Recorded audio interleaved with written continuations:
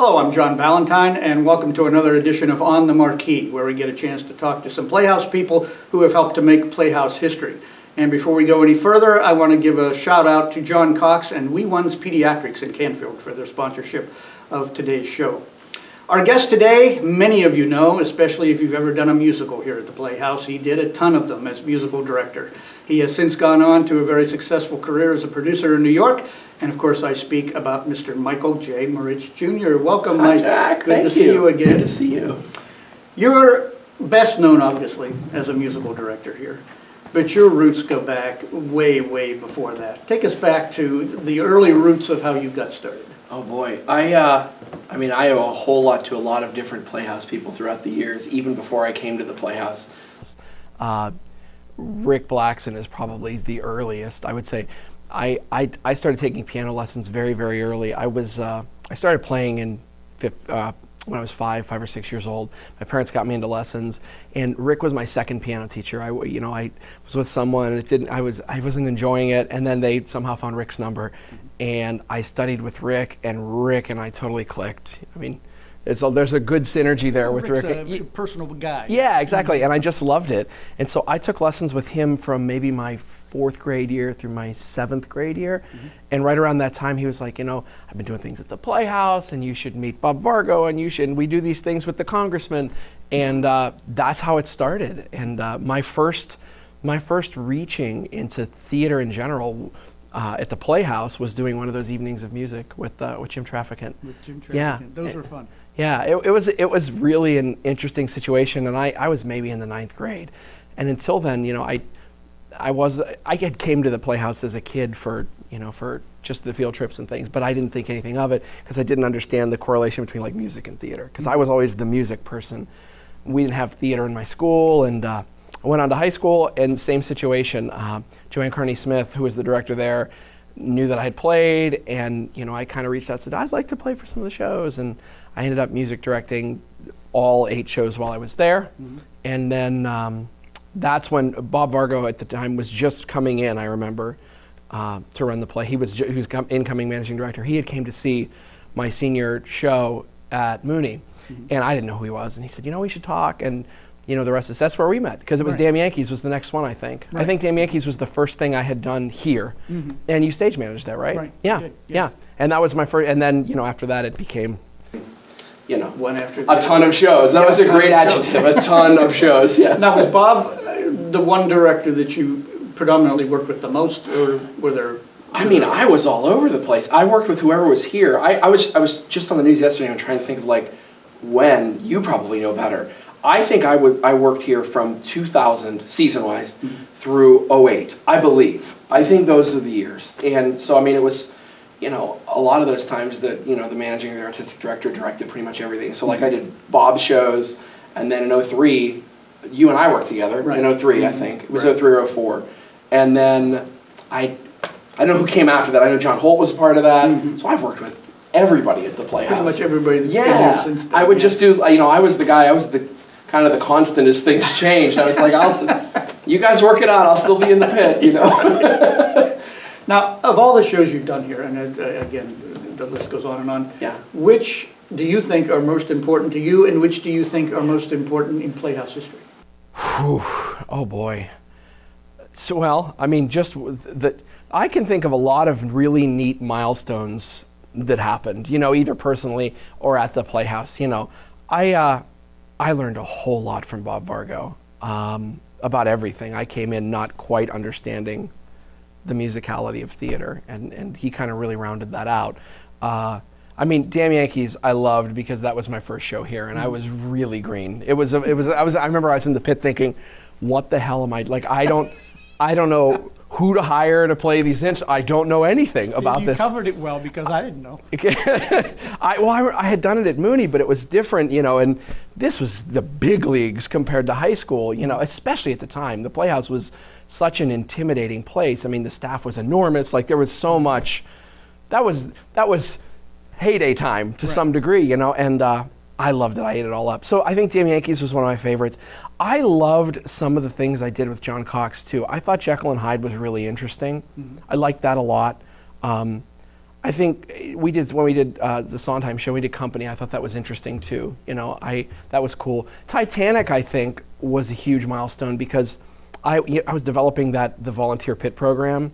I remember we had like 45 players, and that was, I mean, it's twice Broadway pit, you know, 3 times Broadway pit size in our little theater, and I thought that was amazing. And I've seen some YouTube clips of that show, and I still can't get over how well that show sounded. That show went really well. It was really special, you know, from the musical side. I mean, I think, you know, I speak all of the different like tech language, but like, I thought that what I loved doing was the Playhouse for me was a spot to go. I get sound, I get the picture, but I get music, and I got to kind of marry those together. Because, you know, I don't know that all music directors interfere in sound land and all of that, so I kind of would like help bridge those, and I think that's when the shows really sounded good. You know what I mean? So when we would hit those milestones, that's when I was really happy. You know, getting the pits right. We put the soundproof glass in the pit. All of that, we really had something good going. I thought. Yeah. You know? And you mentioned Bob Vargo, and I know he's really good at what I'm going to mention to you. Sure. Is in local theater, and you can probably compare it better now with what you're doing. Sure. You get such a varying degree of talent Yeah. and ability from actors coming into local theater. Yeah. How do you get them, especially on the musical side, to where you need them to be? Honestly, it doesn't matter, high school, community theater, and honestly, even up to Broadway. Jack, it is all communication. It's communication, it's personality. That is how you elicit a specific performance from a person. You know what I mean? It's just people skills. Even on Broadway, the best, like, I just worked with Bart Scher. It's people skills. It's just being a kind person, meeting them on their level, disarming them, removing the nerves from it. I was never a director who yelled. Like, I think I lost my temper here maybe 3 times, and people got scared because it was very few and far between. But like, I think that is the key to it. And honestly, that's what Broadway has really kind of reiterated for me, is that the people who are continuing to work may not be the most brilliant people, they're the most accessible people. A lot of them happen to be the most brilliant people too. But like, it's the soft skills that are keeping people working, and I think Bob was very good at that. I think a lot of people I worked with here were really, really good at that. You know, my time here, you know, it's really hard to gauge situations until you're out of them, right? And when I got to New York, I just said this yesterday, I didn't realize how prepared I was for New York until I got there, and I wasn't discounting my experience here, but I didn't realize that, you know, we were doing some very upper level theater, you know, for community theater, but like, I don't even like prefacing it like that because it's not true. You know, I've seen plenty of regional stuff that we were neck and neck with.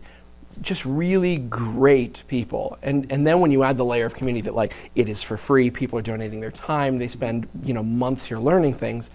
It was special. I thought it was really cool. Okay, well, you touched on something I was gonna get into a little bit later, and that is doing what you're doing now. Yeah. How well did the Playhouse prepare you for moving into that next step? Honestly, quite a bit. A lot. So I think that, so what I do in New York, I kind of do a lot of different things. I produce, I music direct, and I also music supervise. And if I could say like, what did I do at the Playhouse that has really became my new normal? What I'm doing in New York as a music supervisor is essentially what we did here that they called me resident music director for, which is intense work with the show. You have a partner, someone else stays with it, but the job is to ensure the integrity of Broadway in the tours, in the sit downs, and the regular Broadway show. So like, once a show is open, the music supervisor goes and he's on to the next project, but you check in every 6 months, you deliver notes, you work things out, and you get it repolished right back to where it was, because things will drift, you know. It's left with the stage manager, and things just start to meander, especially with cast member turns, you know. The older a show gets, the harder it is, because like, the sauce isn't there anymore. You don't have the family secrets anymore. So someone needs to be like the keeper of the family secrets, and that's what the music supervisor is. And also, the music supervisor is a unique role. You have to be totally proficient in music and even more proficient in sound and the picture. I don't go in the pit, you sit in the house and you marry those two worlds together, because it's such a two-way dialogue. And most times, even at the Broadway level, this department and this department have an understanding, but there is not a real conduit for collaboration, and that's the job of the supervisor, and that's what the Playhouse prepared me for. Okay. Because I wore so many hats here, right. And right. I didn't know that that was what I was going to do in New York, and people kind of thought I was a bit of a freak up there because I had done many things, and as soon as I found that niche of music supervisor, I was like, oh, this is perfect for me. And I owe all of that to the Playhouse. I mean, honestly, and all of my theatrical experience, but like, I did most of it here, a lot of it. You've seen, as many of us have, the Playhouse go through many changes, many ups and downs, Sure. many of the troubled times. Sure. And you were managing director here at one point. Yeah. How did those periods of time affect your work here, and how do you think those problems have affected the public perception of the Playhouse? I have nothing to lose because I don't work here anymore. so I can speak candidly. I think that in the last 20 years, I mean, my existence at the Playhouse was, the big times was 2000 to 2008. And I say a lot, I said this the other day, I felt like I've mourned the death of the Playhouse about 6 times, in the last 20 years. And, some of it I think is a result of economy and a million other outside factors. And then there's the internal stuff. When I was around, the board wasn't quite a functioning board, but it's not atypical of theaters. I don't think that the Playhouse problems are unique by any stretch in nonprofit, and especially in theater. Right. It's how it goes. And personally, I wasn't thrilled about how I was treated when I was younger here, but I still loved the work and I did the shows. And, a lot of the conflicts that personally involved me with board and management and all this other stuff, at the end of the day, I think, time and breathing proved that, like, I meant well for the Playhouse. And I think they did too. And I think everyone just reacts the way they react in certain situations. So, there were several moments where I just said, I have to step away from my own sanity. I would always help until things got wild, and then I was like, I have to go. And the last time I kind of came around was when Rand Becker was trying to bring the Playhouse, back around again. I helped him kind of get the utility bills set and all of that. But then, I don't know. It's a tricky thing. There's lots of personalities. That's just how it goes, honestly. I think that's with anything else. People react a certain way in a pressure situation, and then when that pressure's over, they have a chance to back off. It was never a personal. It never felt personal to me, and anything that did bother me, I've excavated long time ago. Okay, I want to take a quick break and thank again John Cox and We One's Pediatrics in Canfield for their sponsorship of today's show. As I said, you have been here for many years, but I want to get into a little bit now of what you're doing in New York. Okay. Give us a rundown of shows that you've done there, and if you can give us a little preview of what you've got coming up. Sure. I've produced many shows at this point. I've been producing on Broadway since 2012. The Broadway productions I've produced have been Big Fish, A Night with Janis Joplin, The Velocity of Autumn. I'm trying to go in order so I don't forget anything. On the Town, the revival that just happened, and Beautiful, the Carole King Musical. And Beautiful has been, kind of the clear winner of that pack. A lot of the other properties are living great lives in regional and touring and licensing and international. But Beautiful is still on Broadway. We're in our 5th year. Right now we have 6 productions open on 4 different continents, which is just unbelievable. It's coming back to Cleveland, I think. Yep. Yeah, we've done really well in Cleveland and Pittsburgh. Right now we have a Broadway. We're on Broadway. We have a national tour here. We have a UK tour. We just closed on the West End. We're open in Australia, and right now we're working licensing things out in Germany. We did one in Japan in Japanese, which was wild. It was so fun, So Beautiful has been the one that has really been interesting because every time I'm on a plane, it never ceases to amaze me where I'm at. If someone's like, "What do you do?" and it comes up, they've seen the show, and the numbers on the show are staggering. I don't know them offhand, but it's like billions in ticket sale, and millions upon millions of people have seen it. And I'm like, that is really fun.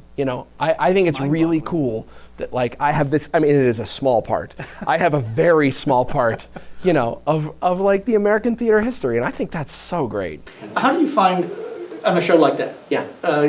foreign audiences, European audiences reacting to it Yeah. in comparison to American audiences? You know, Carole King's music is far more universal than I thought it was. I mean, that's the answer. I was the skeptic too. I was in Australia in September, and I went to the show with our show's attorney, and I sat next to him, with our general counsel in Australia, and I said, "Do you know that song?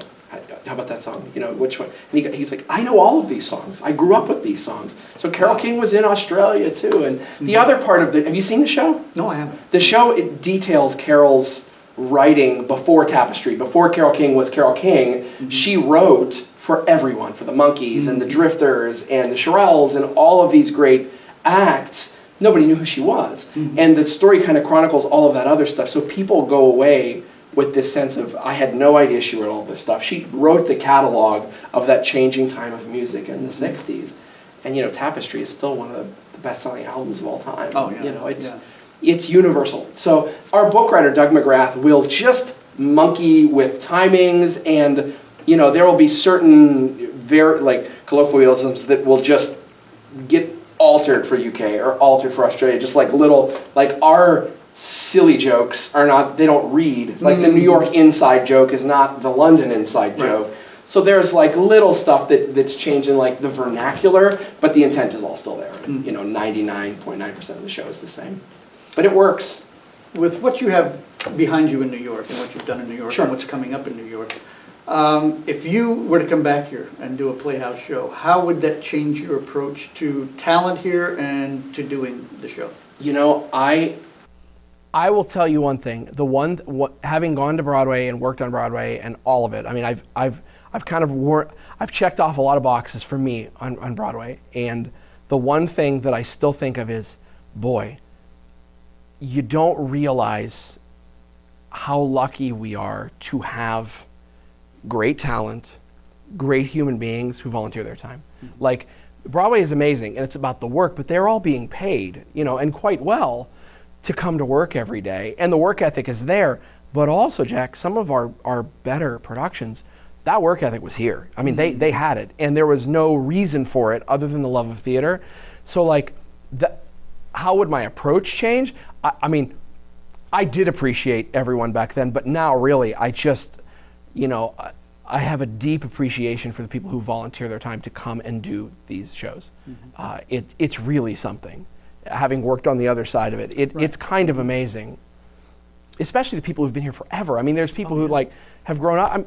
I was able to cast Nikita Jones in her first pro show. I put her in the show of A Night with Janis Joplin on the tour, and I thought, you know, I've known you since you were like 8 here. You know, you watched lives happen here and marriages and all. That's cool. You know, look, there were rocky times for the Playhouse, and I'm sure we'll hit another. Like, that's just how it goes, that's right? Theater. You know, that's what happens. But at the end of the day, you have this core group of people that are still in that rock tumbler. And as long as there's enough of those to like move it forward to the next kind of metamorphosis, it's great. You know? Well, as you know, there are a ton of theaters in this area. Last count, I think it was 17, 18 theaters in the surrounding Youngstown area. What is it about the Youngstown Playhouse now that it's, I mean, it's almost 100 years old, but what is it about the Youngstown Playhouse that makes it so important to Northeastern Ohio? For me, 20 years ago, the Playhouse was the only theater who was doing that level of production and shows, period. Since everything has kind of changed and like experimental is good and things are, I think for me, I mean, there's the history of the Playhouse. It's so old, right? It's a Valley gem. It's ongoing, and there are so many. I always tell people on Broadway, I'm like, my hometown theater is like the thing of like lore, man. Like, there's just like so many stories and so many like unbelievable tales of the past, many way before me. But like all of those characters, the Bentley Lenhoffs, like all of those people, it's like, this is someone should write a book about it.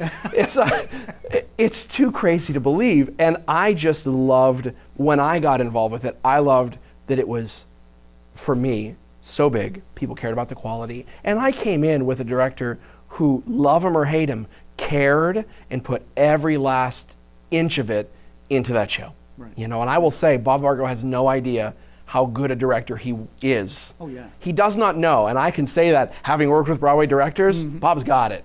and he always had it. You know, Yes, he did. love him or hate him, Bob had it. You Well, know, he had a style that was different than Yes. most, but he was good. that style is the style of a professional Broadway director. Yeah. I can say that now wholeheartedly, having worked with all of them.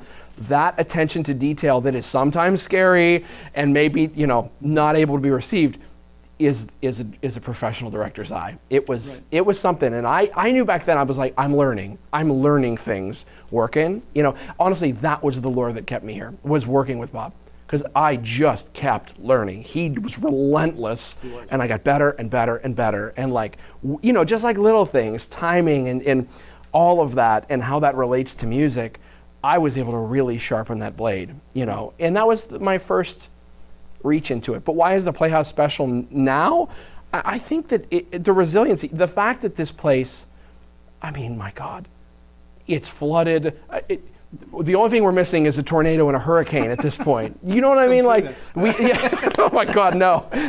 I don't mean that. I think the resiliency, I mean, there is no stopping it. It may pause for a minute, but like, it's gonna come back. I think that's its special thing. There's clearly a love and a fabric of people here that will always make sure that it's going to be okay. I think that's why the Playhouse is special. And that actually was what I was going to get into next. Was Gotcha. The way arts change, and they change constantly, no matter Yeah. what the art form is. What does it take for the Youngstown Playhouse to be successful over the next 10 to 20 years? You know, just like when you said, you know, what do you think happened? You know, I think there's internal things, and I think there's external things. I don't have a deep understanding of the current, you know, managerial or administrative structure of the board. I don't know who's involved. I just don't. I know that I love Jimmy, and I know that John Cox is a wonderful human being. So those are great people, and I'm great with that. I think that's just de facto great ideas. You know, I'm down with that. I don't know how to attract people to dedicate the time anymore, because I know that has fallen off from when we have done shows.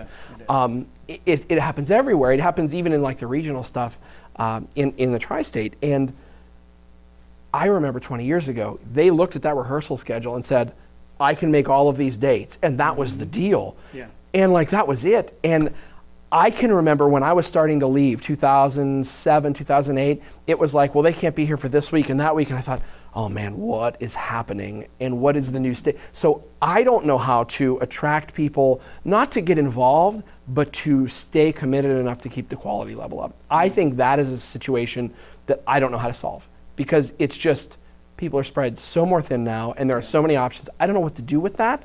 So I think that's the challenge. But the other half of it, you know, I think what the Playhouse can maybe learn from the last 20 years is to love the groups and love the small things, but just remember that it is an inclusive place. You know, it seems like the further we climb up the hill, the more it does this, and then people get alienated and this happens again. And I think Jimmy brings a nice Switzerland approach to this place. Jimmy is why I came. He asked me and I came, and that's why I came. You know, because Jimmy brings a nice dramaless personality to it, and as a guy who's kind of went, you know, he's been all around town, you know, and I was kind of that guy too. You know, I was always trying to keep the peace amidst the ranks, because I would work at the Oakland and I would end up in Trumbull, and just trying to keep everyone, you know, it's all good. It's great. 20 theaters is great. That means we're doing theater, you know. But you know, I think the challenge here is, you know, the physical plant is enormous and old, you know. So that constant maintenance was something we dealt with 20 years ago, and I'm sure it's the same. You know, it's just the nature of the thing. But you know, I talked to Jimmy, and I talked to Johnny Picano rather. The amount of grant support that's coming back, and the people who are focusing on the administrative things that I don't think have been touched since I left, you know, in any broad sense, renewing grants and really going after like a deep tie to the community. You know, if we're staying in Youngstown, we should be a part of Youngstown and embrace that. And Youngstown has quite a renaissance right now too. Oh, yeah. You know, YNDC is outside right now doing the grounds, and that alone is a miraculous thing. So I think the success absolutely depends upon fully integrating into the community that the Playhouse is within, and involving the community and get rid of the insular, you know, and just really start to open up. And I think it's happening. I could be totally wrong, but I think it's happening, you know.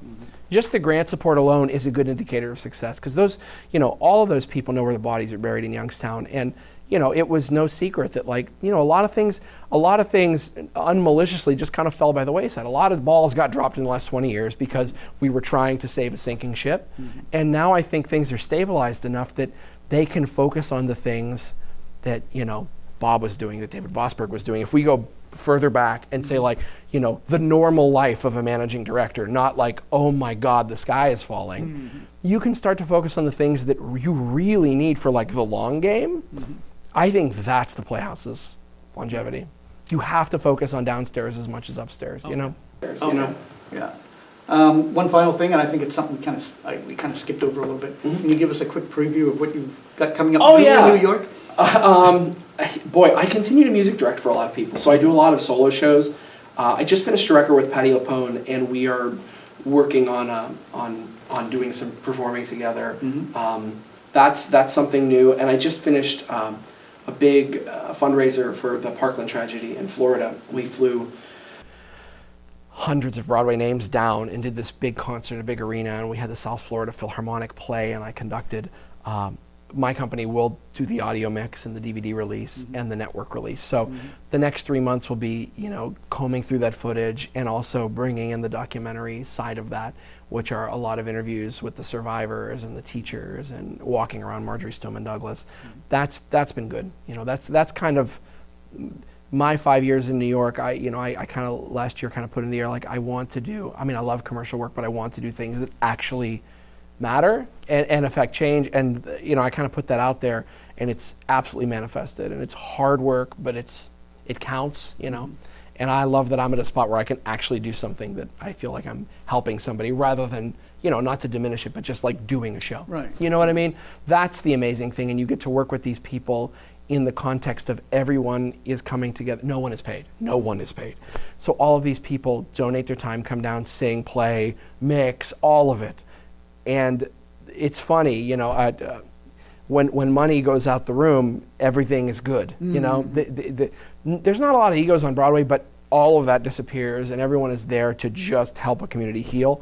It's good for me. I mean, selfishly, it's the best therapy ever. It's gratifying to know that you're doing something that's benefiting, especially in a situation like that. Yeah, exactly. That's honestly, like, the last 5 years have been great, but now I just want to do things that help people and speak out against people that are just discriminating against people, and all of that. Like, the basic human rights stuff is kind of what I'm passionate about, and that's what we're working on.